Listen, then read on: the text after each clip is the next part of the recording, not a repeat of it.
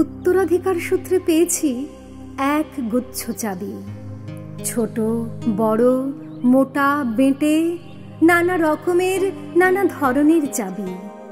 মা বললেন যত্ন করে তুলে রেখে দে।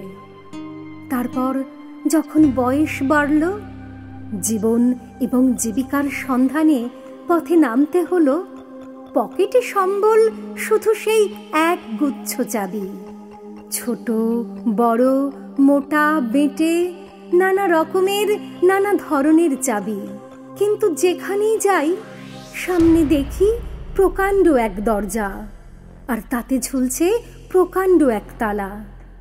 পকেট থেকে চাবির গুচ্ছ বের করি, এ চাবি সে চাবি ঘোরাই ফেরাই, লাগে না, খোলে না। শ্রান্ত হয়ে ঘরে ফিরি। মা দেখেন আর হাসেন, বলেন ওরে তোর বাবার হাতেও ওই চাবি দিয়ে ওই দরজা খোলেনি, শুনেছি নাকি তার বাবার হাতে খুলতো।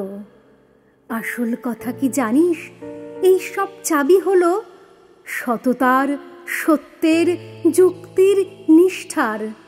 এসব দরজাগুলো খোলে না, তবুও তুই ফেলে দিস না।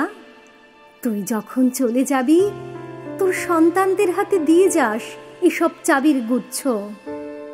হয়তো তাদের হাতে, হয়তো কেন নিশ্চয় তাদের হাতে একদিন এসব সততার, সত্যের, যুক্তির, নিষ্ঠার চাবি দিয়ে জীবনের বন্ধ দরজাগুলো খুলে যাবে, খুলে যাবেই।